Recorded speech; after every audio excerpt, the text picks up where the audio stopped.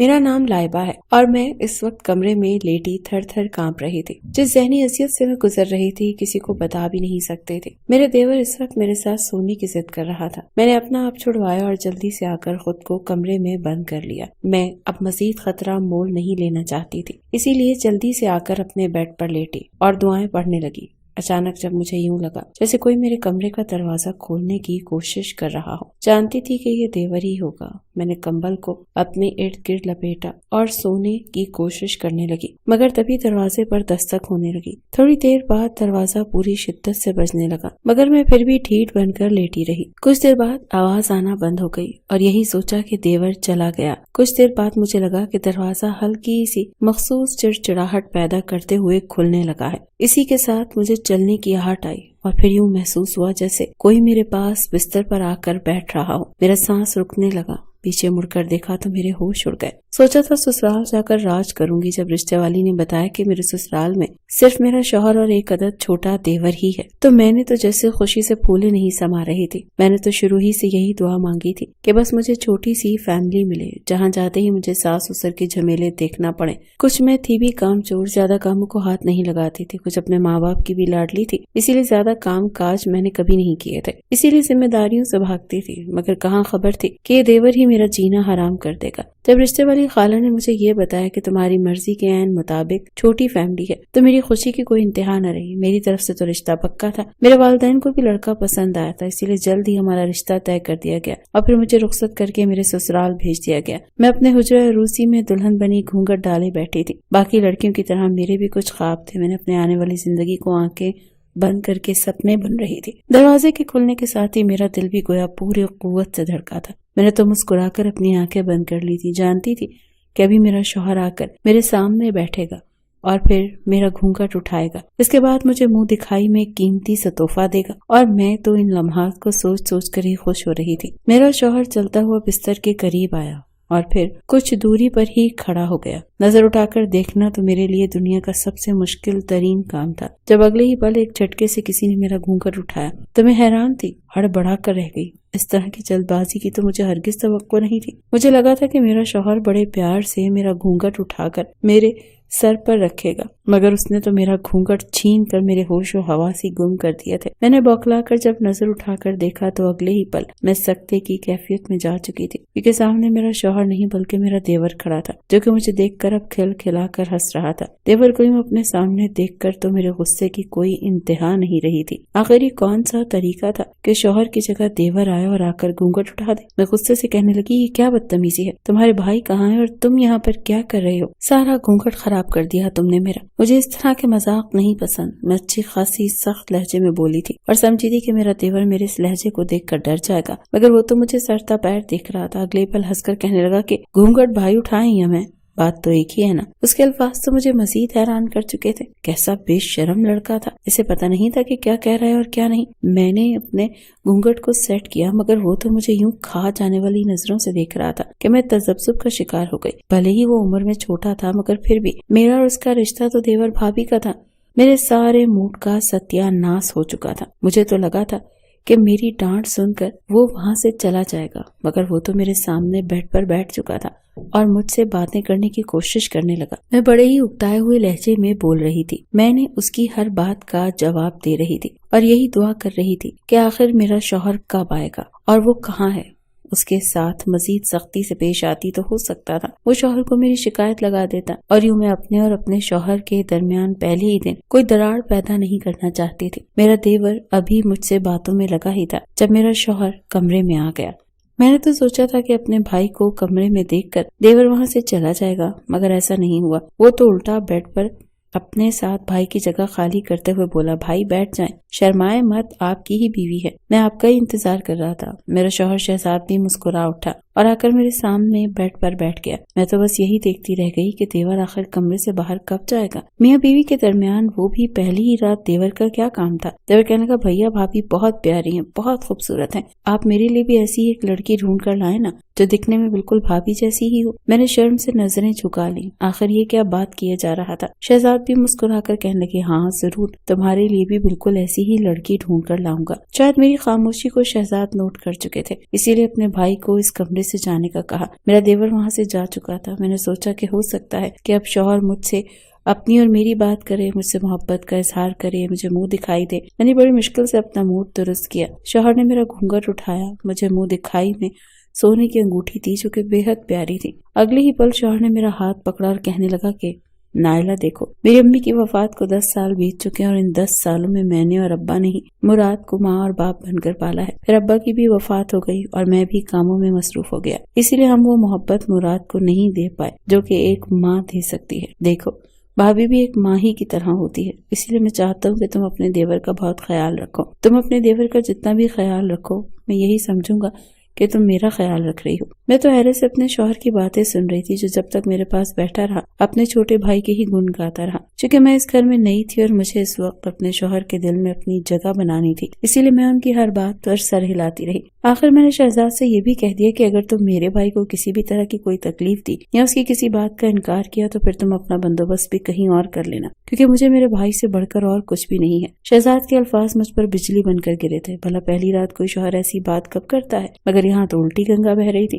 دیور کی عمر اس وقت صرف 10 سال تھی اور اسے ماں بن کر پالنے میں بھی کوئی حرج نہیں تھا۔ میں نے اپنے دیور کی ذمہ داری اٹھانے کی بھی حامی بھر لی۔ اگلے ہی روز میں نے گھر کی تمام تر ذمہ داریاں سنبھال لی، کیونکہ گھر میں ہی ایک عورت تھی تو مجھے ہی سب کام کرنے پڑتے تھے۔ شوہر نے تو برائے نام ہی نوکرانی رکھ کر دینے کا نہیں کہا تھا۔ میں نے جتنے بھی خواب دیکھ رکھے تھے وہ سارے چکنا چور ہو چکے تھے۔ میرے تو جیسے سارے خوابوں پر پانی پھر چکا تھا۔ مگر خیر، میں دیور کے ساتھ نارمل رویہ رکھنے لگی، مگر وہ تو 24 گھنٹے میرے سر پر سوار رہتا، بات بات میں ہنستا، میرے ہاتھ پر ہاتھ رکھتا تو کبھی میرے کاندھے پر ہاتھ رکھتا۔ بھلے ہی وہ بچہ تھا مگر اس کی حرکتیں مجھے بڑی عجیب لگتی تھی، شاید اس لیے بھی کیونکہ میرا اور اس کا رشتہ ایسا تھا اور کچھ میرا مزاج بھی اس طرح کا تھا۔ دھیرے دھیرے یوں ہی وقت گزرتا گیا۔ مجھے دیور کا خیال رکھتا دیکھ کر میرا شوہر بھی جیسے مطمئن ہو چکا تھا، اسے مجھ سے محبت سی ہونے لگی تھی۔ میں بھی دیور کو اپنا چھوٹا بھائی سمجھتے ہوئے پیار دینے لگی۔ مگر جیسے ہی میری شادی کو 4-5 سال ہوئے تو دیور کی حرکتیں بھی عجیب ہونے لگی تھی۔ وہ اکثر ضد کرتا کہ بھابھی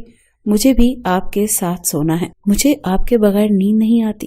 ویسے وہ ہر روز ضد نہیں کرتا تھا، کبھی کبھار کہا کرتا تھا اور میرے شوہر بھی اسے ہمارے ساتھ سلا لیا کرتے تھے، مگر اب وہ بڑا ہو رہا تھا، پھر بھی میرے لیے غیر محرم تھا۔ میرا اب اسے اپنے ساتھ سلانا تھوڑا عجیب سا لگتا تھا۔ دیور جیسے جیسے بڑا ہوا تو اپنے بھائی کی محبت اور اپنائیت دیکھ کر وہ تھوڑا بگڑ بھی چکا تھا، بار بار چھوٹی چھوٹی چیزوں کے لیے ضد کرنے لگتا۔ ایک روز اس نے بھائی سے ضد لگا لی کہ مجھے بائک چاہیے، مجھے بائک لا کر دیں۔ یہ سن کر مجھے بڑی حیرت ہوئی تھی۔ میں تو وہیں پر پھٹ پڑی تھی کہ تمہارا دماغ تو ٹھیک ہے، پہلے ہی گھر کا خرچ اتنی مشکل سے چل رہا ہے اور تم نئے بائک کی ضد کر رہے ہو۔ چونکہ دیور کی ضد تھی اس لیے میرے شوہر نے اسے بائک لا دی۔ اب تو سارا دن میرا دیور اس بائک کے ساتھ ہی لگا رہتا، اس کا بے حد خیال رکھتا، سارا دن اس کو دھوتا اور گھر سے لے کر نکل پڑتا۔ میں نے تو سوچا تھا اب دیور میری جان چھوٹ جائے گی، مگر یہ صرف میری خام خیالی ہی ثابت ہوئی۔ اس روز جمعرات کا دن تھا۔ جیسے ہی کھانا کھا کر میں اپنے کمرے میں گئی تو میرے شوہر آج مدتوں کے بعد فارغ بیڈ پر نیند دراز بیٹھے تھے۔ میں نے سوچا آج ہم اسپیشل نائٹ منائیں گے، مگر کچھ ہی دیر کے بعد دروازہ دھڑلے سے کھلا اور میرا دیور کمرے میں آ گیا۔ کہنے لگا مجھے نیند نہیں آ رہی بھائی،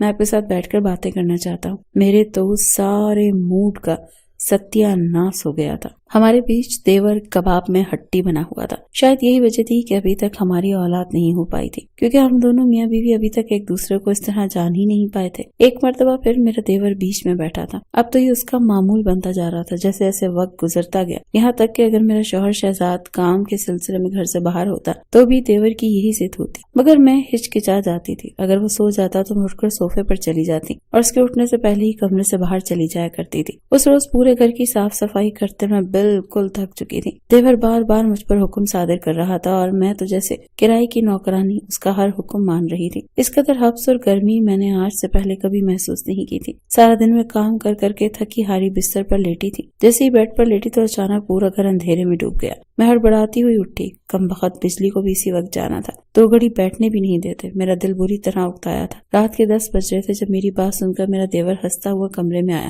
وہ بنیان پہنے سامنے کھڑا مجھے بغور دیکھ رہا تھا۔ میں نے فوراً ایک جانب کو بڑا دوپٹہ اپنے گرد لپیٹا تھا۔ دیور کہنے لگا بھابھی آج تو یہ بجلی نہیں آنے والی، اس لیے بہتر ہے کہ باہر ہی آ کر اپنی چارپائی بچھا لیں۔ میں نے نفی میں سر ہلایا اور بولی کہ نہیں، میں یہیں ٹھیک ہوں۔ اس گرم حفظدہ کمرے میں میں دوبارہ لیٹ چکی تھی۔ پسینے سے میرا پورا وجود شرابور ہو چکا تھا۔ था, मगर कितनी ही देर गुजर चुकी थी, बिजली का तो नामो निशान तक नहीं था। बार बार देवर कह रहा था कि भाभी बाहर आकर सो जाओ, बाहर ताज़ा हवा है, आपको सुकून की नींद आएगी, मगर न जाने क्यों मुझसे कतरा रही थी। एक अजीब सा खौफ था या फिर अंदेशा कि अगर वो सच हो गया तो फिर क्या होगा। लेकिन आखिर कब तक मैं कमरे में बैठी रहती।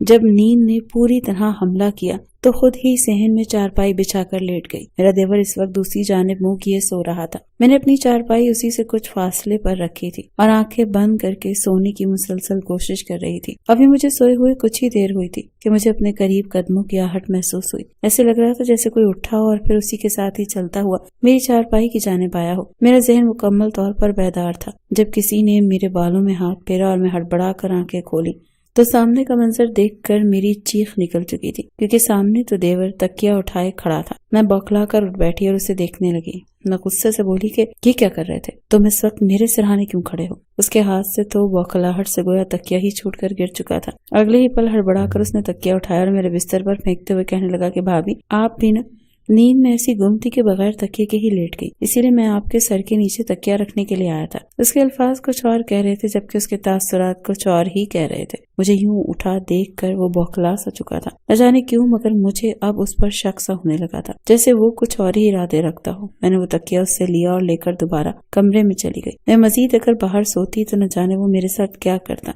शक मेरे दिमाग में पनपने लगा था। कुछ उसका उठना बैठना भी गांव के उबाश लड़कों के साथ था। शौहर को बताती तो वो यही कहता कि बच्चा है, सुधर जाएगा। एक बात जो मैंने नोट की हुई ये थी कि जब भी शहजाद घर आता मुराद फौरन हमारे बीच आ धमकता और फिर ऐसी बातों की तार छेड़ देता जो बातें खत्म होने का नाम ही न लेती। रात गए तक वो हमारे दरमियान बैठा रहता। आखिर शहजाद को नींद आ जाती और वो जमाइयां लेने लगते। तभी उसका यही मामूल था, अपने भाई से बातें करते हुए उसके पास सो जाता और मुझे मजबूरन या तो सोफे पर या फिर जमीन पर बिस्तर बिछाकर सोना पड़ता, क्योंकि घर में 2 कमरे, एक मेरा मेरे शौहर का जबकि दूसरा मेरे देवर के जेरे इस्तेमाल था। आखिर एक रोज तंग आकर मैंने इस बारे में अपने शौहर से जिक्र कर ही दिया। उसे कहने लगी कि ये क्या तरीका है, हमारी शादी को 6-7 साल गुजर चुके हैं और इन 6-7 सालों में हमारी अभी औलाद नहीं हुई। रिश्तेदार और आस पड़ोस वाले अब तो तरह तरह की बातें करने लगे हैं कि कहीं मुझे यहाँ आप में कोई नुक्स तो नहीं। अब तो मुराद कितना बड़ा हो चुका है, फिर क्यों वो हर बार हमारे बीच आ जाता है। जिस कदर आपको अपने भाई से मोहब्बत है कि आपको अपनी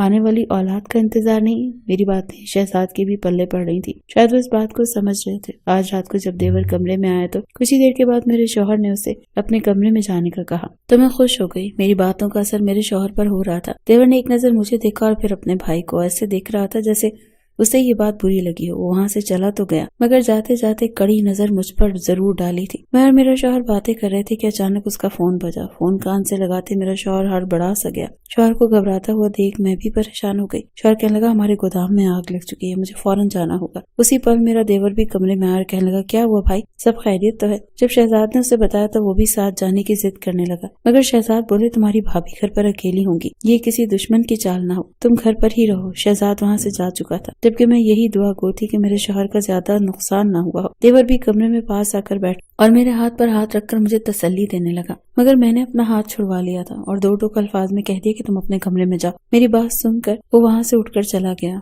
दरवाजा मैंने पहले ही लॉक कर लिया था, मगर फिर बैठे बैठे न जाने रात के कौन से पहर मेरी आंख लग गई, पता ही नहीं चला। जैसे ही मेरी आंख लगी ऐसे महसूस हुआ जैसे कोई दरवाजा खोलकर अंदर दाखिल हुआ। मुझे लगा शायद शहजाद आया होगा, मगर कमरा चुके मुकम्मल अंधेरे में डूबा हुआ था।